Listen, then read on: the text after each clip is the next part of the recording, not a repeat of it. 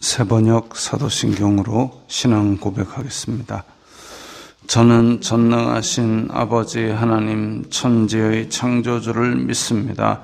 저는 그분의 유일하신 아들 우리 주 예수 그리스도를 믿습니다. 그분은 성령으로 잉태되어 동정녀 마리아에게서 나시고 본디오 빌라도에게 고난을 받아 십자가에 못 박혀 죽으시고 장사된 지 사흘 만에 죽은 자 가운데서 다시 살아나셨으며 하늘에 오르시어 전능하신 아버지 하나님 우편에 앉아 계시다가 거기로부터 살아있는 자와 죽은 자를 심판하러 오십니다. 저는 성령을 믿으며 거룩한 공교회와 성도의 교제와 죄를 용서받는 것과 몸의 부활과 영생을 믿습니다. 아멘. 거룩하신 아버지 하나님 감사합니다. 간밤에도 편히 쉬게 해주시고 새벽에 기도하는 자리에 불러주시니 감사합니다. 이 시간 마음 중심으로 주님을 경외하게 하여 주시옵소서. 예수님 이름으로 기도드리옵나이다. 아멘. 찬송가 433장입니다. 찬송가 433장입니다.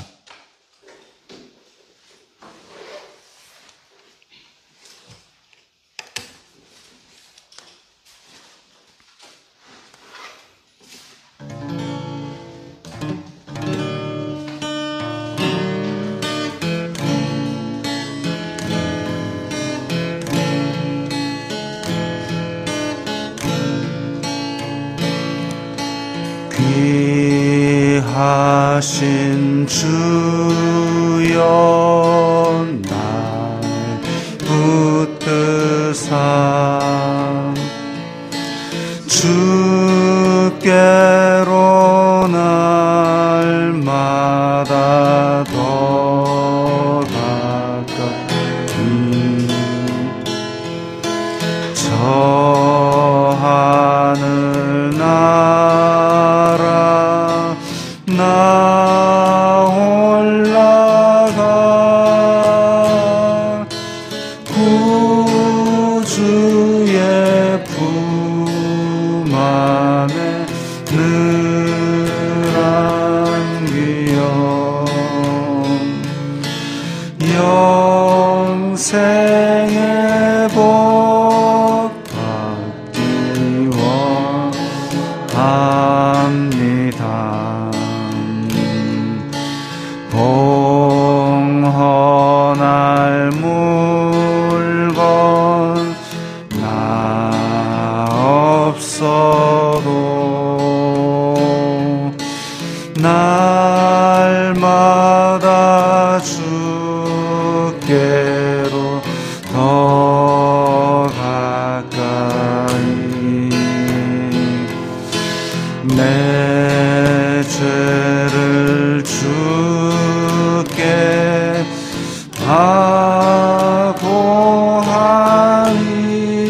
하고하니 주님의 보혈로 날 씻으사 눈보다 더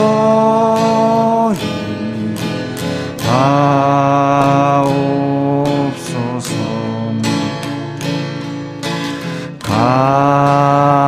간악한 마귀 날 꾀어도 주 예수 앞으로 더 가까이 이 세상 속한 그 허영심 또 추한 생각 다 버리니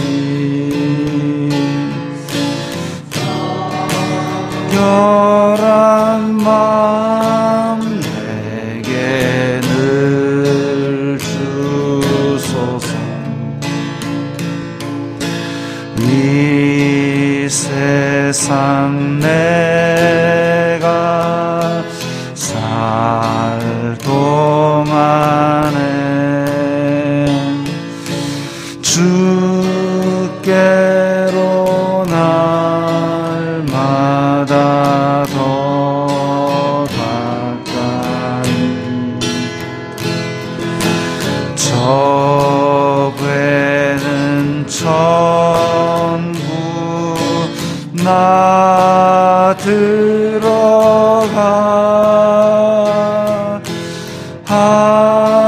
한없는 복락을 다 얻도록 풍성하는 해를 주옵소서.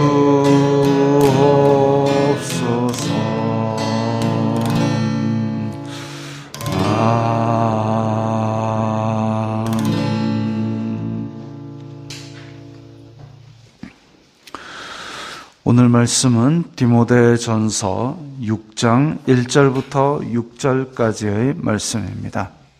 디모데전서 6장 1절부터 6절까지의 말씀입니다.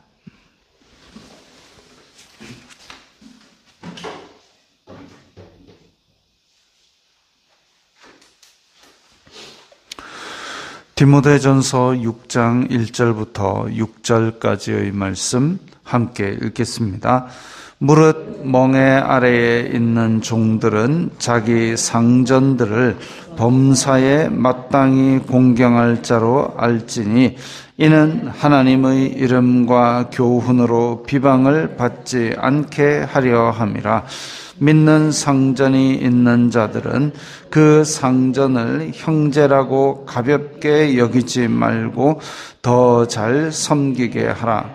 이는 유익을 받는 자들이 믿는 자요 사랑을 받는 자임이라. 너는 이것들을 가르치고 권하라. 누구든지 다른 교훈을 하며 바른 말 곧 우리 주 예수 그리스도의 말씀과 경건에 관한 교훈을 따르지 아니하면 그는 교만하여 아무것도 알지 못하고 변론과 언쟁을 좋아하는 자니 이로써 투기와 분쟁과 비방과 악한 생각이 나며 마음이 부패하여지고 진리를 잃어버려 경건을 이익의 방도로 생각하는 자들의 다툼이 일어나느니라.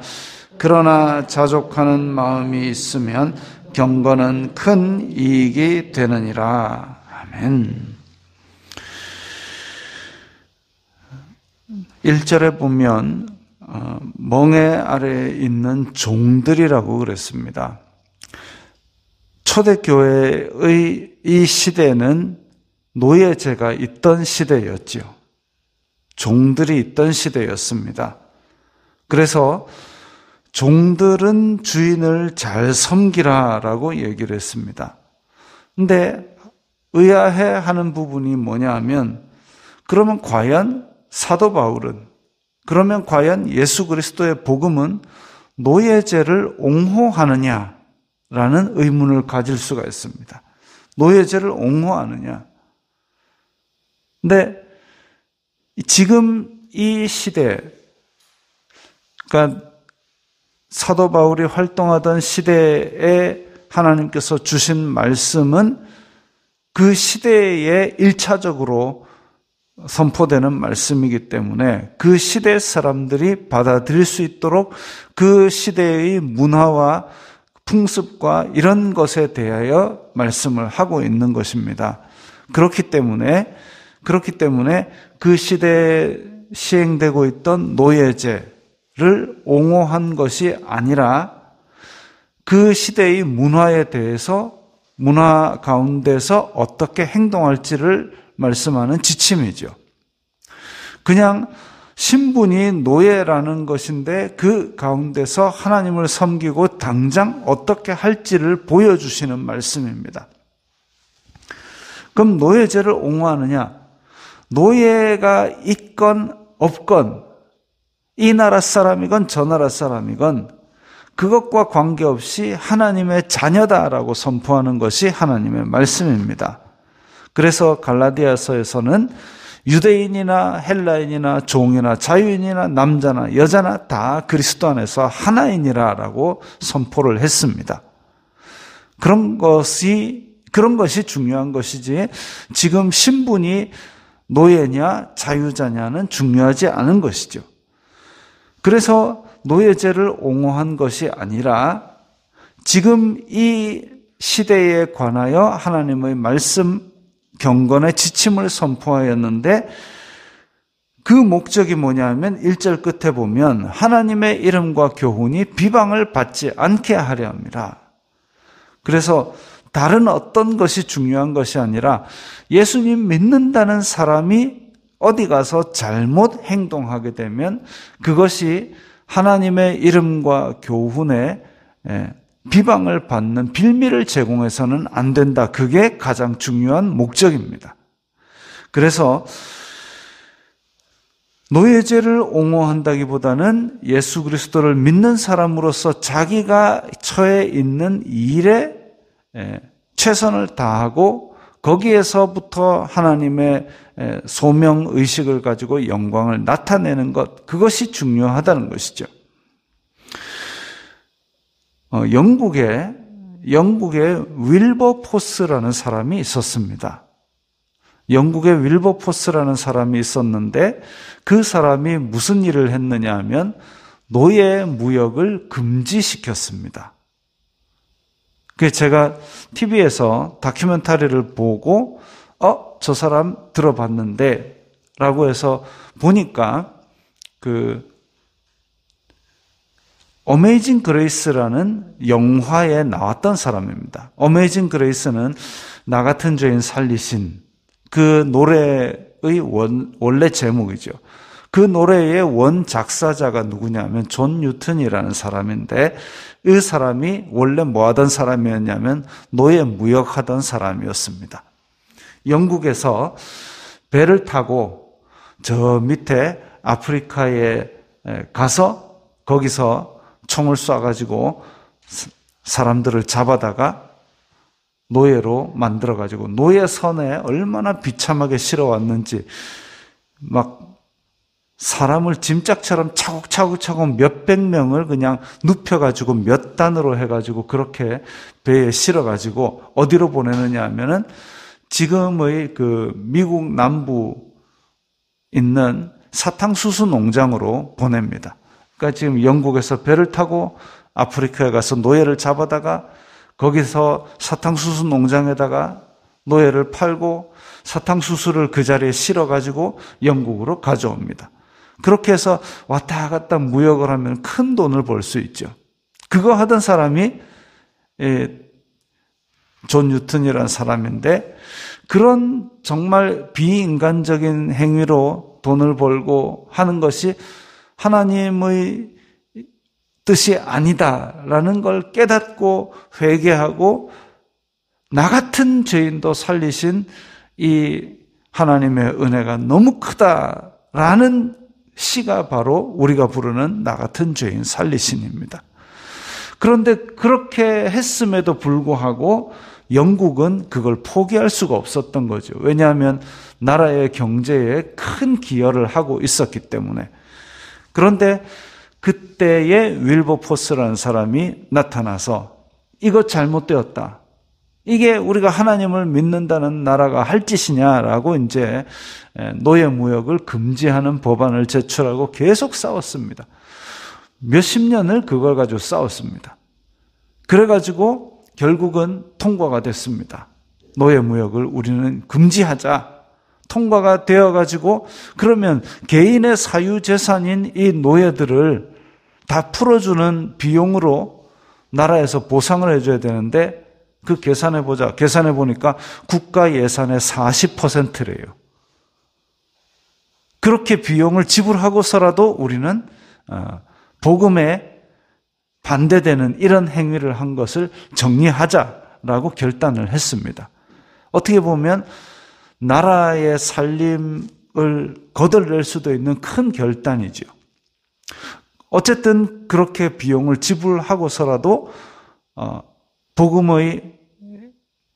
복음에 대해서 합당하지 않았던 그 일을 끊어낼 수 있었습니다. 어떻게 보면 참 위대한 결단이죠.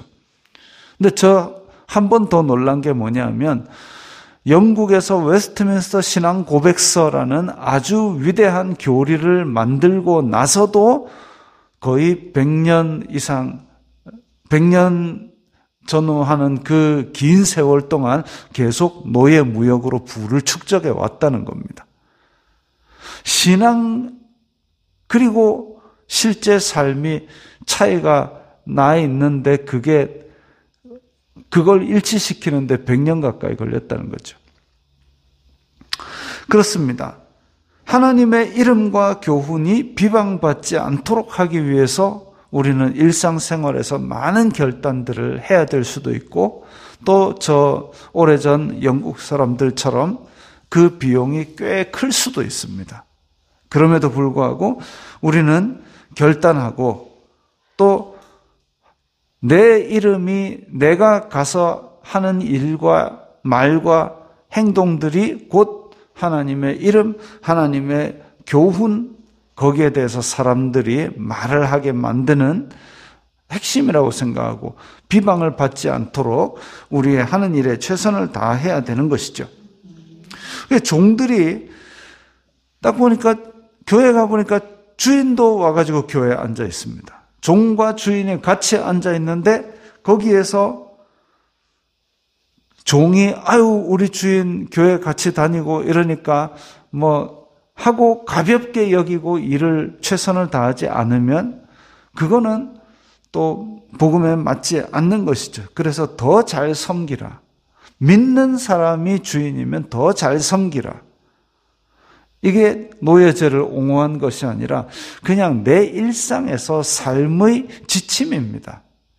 그 목적은 뭐냐? 아까 얘기한 대로 하나님의 이름과 교훈이 비방받지 않게 하기 위해서.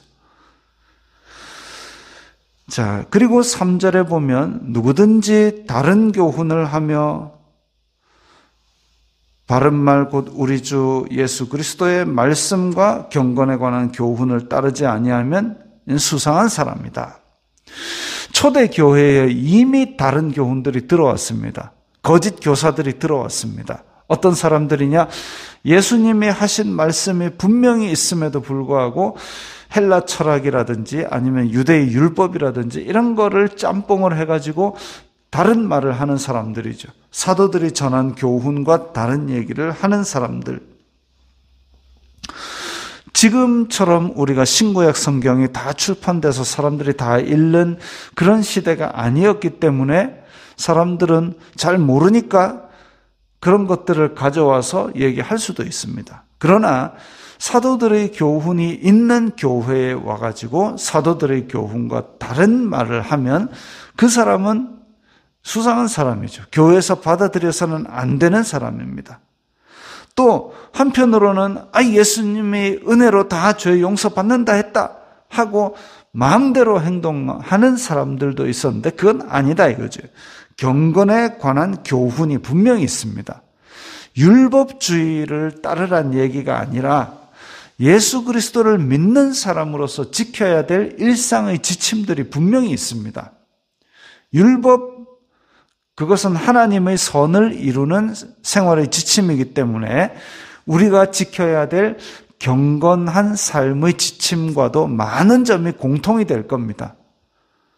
율법에서 내 부모를 공경하라 했는데 예수님께서 율법을 파하셨으니까 부모를 공경하면 안 되겠네. 그건 아니잖아요. 하나님께서 선하게 보시는 일들은 우리가 예수님을 믿을수록 더 열심히 지켜야 되는 겁니다. 그래서 경건에 관한 교훈, 경건의 뜻이라 그러면 우리가 대표적으로 야고보서에 나오는 대로 내 환난 중에 고아와 과부를 돌아보며 자기를 지켜 새 속에 물들지 아니하는 것, 그런 경건 분명히 지켜야 되죠. 또 율법에 나온 대로 하나님께서 선히 보시는 일들도 지켜야 되죠. 그런 것들을 지키면서 예수 그리스도의 말씀, 사도들이 전한 복음, 이것을 다 따르는 것이 바른 교훈이고 거기서 벗어나 있으면 수상한 자들입니다. 그들은 결국은 자기 이익을 위해서 경건을 팔아먹다가 싸우기도 하고 교회 안에 분쟁을 일으키는 사람이죠. 교회는 예수 그리스도의 몸이기 때문에 서로 합력하여 세워져 가기 위해서 자기를 양보하기도 하고 자기를 죽이기도 하는 그런 어떤 자기 부정의 삶인데, 그런데 그것을 하지 아니하고 계속 다툼이 일어나도록 만드는 사람들입니다. 교회 안에 그런 사람들이 생기지 않도록 우리는 항상 경계를 하면서 복음 앞에 자기를 무릎 꿇게 만드는 것이 필요하죠. 그래서 교회 안에서는 이렇게 하나님의 이름과 교훈이 비방을 받지 않도록 세상 속에 녹아 들어가야 될 것이고, 또한 우리는 경건을 항상 힘쓰는 마음으로 살아야 할 것입니다. 기도드리겠습니다. 거룩하신 아버지 하나님, 감사합니다. 저희들이 하나님의 교훈과 복음이 비방받지 않도록 항상 최선을 다하며 하나님의 이름을 생각하는 삶을 살게 하여 주시옵소서. 그 가운데서 하나님께서 주신 은혜를 받고 거기에 만족하며 평안과 행복을 누리게 하여 주시옵소서. 예수님 이름으로 기도드리옵나이다. 아멘.